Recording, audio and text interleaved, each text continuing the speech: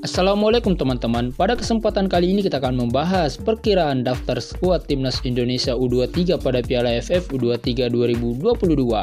Sebelum kita memulai videonya, alangkah baiknya jika teman-teman mensubscribe channel kami agar channel kami terus berkembang. Ketua Umum PSSI Bapak Muhammad Iryawan yang biasa disapa dengan sebutan Iwan Bule menginstruksikan kepada Coach Sintayong untuk segera membentuk skuad Timnas U23 yang akan tampil di Piala AFF U23 di Kamboja. Target yang dibebankan PSSI kepada Coach Sintayong tidak main-main. Timnas Indonesia U23 wajib mempertahankan gelar juara yang diraih pada Piala AFF U23 2019 yang saat itu dilatih oleh Indra Safri.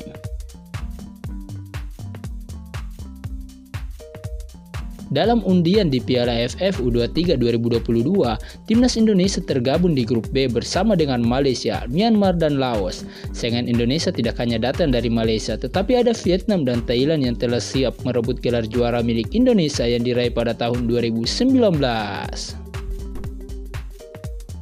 Berikut prediksi pemain Timnas Indonesia U23 yang akan dipanggil di Piala AFF. Di posisi penjaga gawang, skuad Garuda tidak perlu khawatir karena ada nama potensial seperti Muhammad Riyandi dan Hernando Ari. Dua pemain ini pernah punya pengalaman menjaga gawang Indonesia di level timnas senior.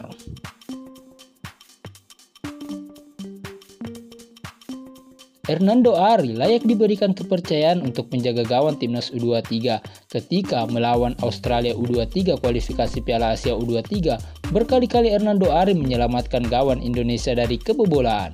Hernando juga memiliki jam terbang dan pengalamannya lebih baik di Timnas Indonesia. Meskipun baru berusia 19 tahun, Hernando Ari telah 9 kali tampil di BRI Liga 1 musim ini dan tercatat 4 kali melakukan clean sheet. Hernando Ari juga mempunyai pengalaman menjadi kiper utama timnas di segala kelompok umur, mulai dari level timnas kategori U16, U19, U23 bahkan di timnas senior. Ia telah tampil di Piala AFF 2020 kemarin.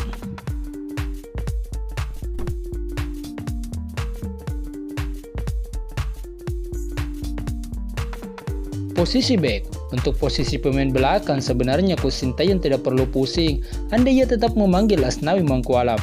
Dengan 4 kuartet ini, Asnawi, Rizky Ridho, Alvendra Dewangga, dan Pratama Arhan, lini belakang Timnas U23 terlalu kuat untuk ditembus oleh lawan.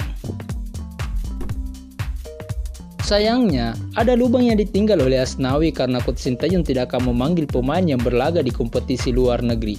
Performa apik yang ditampilkan oleh ketiga pemain lainnya yaitu Rizky Ridho, Alvendra Dewangga, dan Pratama Arhan selama Piala AFF 2020 membuat kita optimistis jika posisi Asnawi yang kosong bisa digantikan oleh Bagus Kava dari Barito Putra. Kolaborasi Bagus Kava, Rizky Ridho, Alvendra Dewangga, dan Pratama Arhan sangat menarik untuk kita tunggu bagaimana keempatnya melakukan kolaborasi saat bertahan dan menyerang. Rizky Ridho dan Alvendra Dewangga akan menjaga benteng pertahanan Indonesia, sementara Bagus Kava dan Pratama Arhan membantu serangan melalui sektor sayap.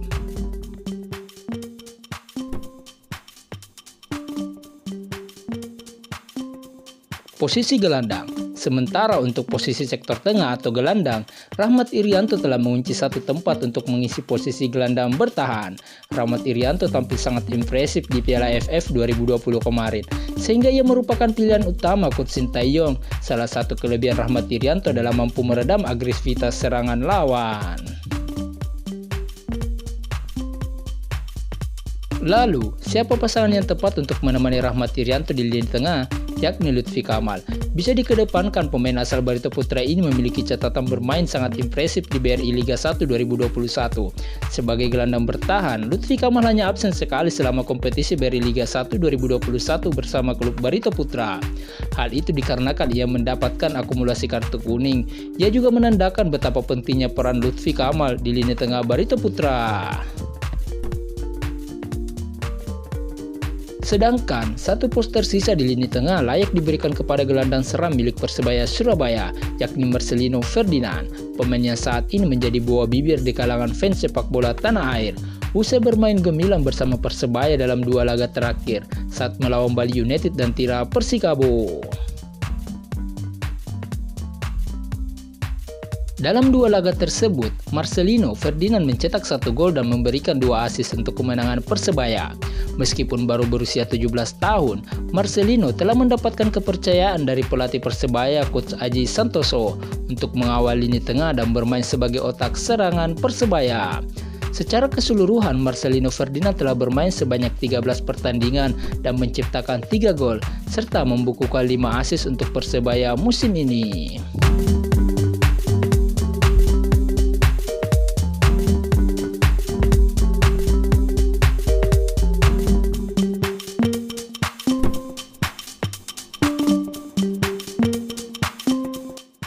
Posisi penyerang. Untuk posisi lini serang, Coach Sintayong punya 2 nama yang pantas masuk sebagai pemain inti.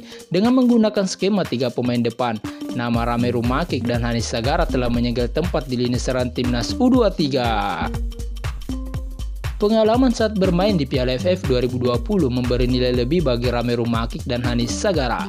Meskipun Hanis Sagara bukan pilihan utama bagi Sintayong di Piala AFF, namun ketika ia dimasukkan di babak kedua sebagai pemain ganti, Hanis Sagara mampu tampil sebagai pendobrak lini serang Indonesia.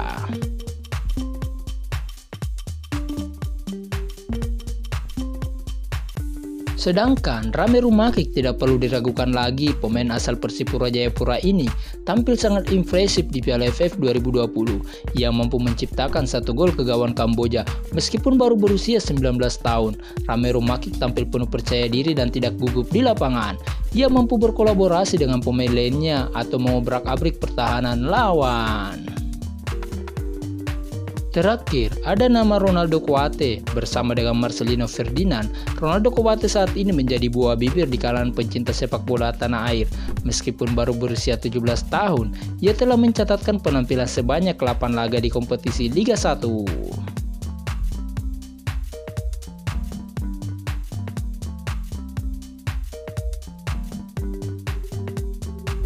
Ronaldo Koate ini tampil impresif bersama dengan Madura United, tidak hanya di level klub, bahkan ketika mengikuti tes di Turki bersama timnas U18 yang dipersiapkan oleh Coach Sintayong untuk Piala Dunia U20 2022 di Jakarta.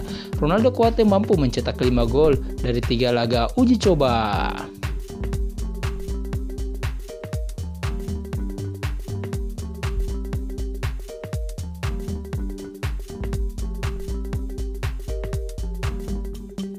Cukup sekian kali ini pembahasan kami. Jangan lupa like, subscribe, komen, serta share video kami. Terima kasih dan sampai jumpa lagi.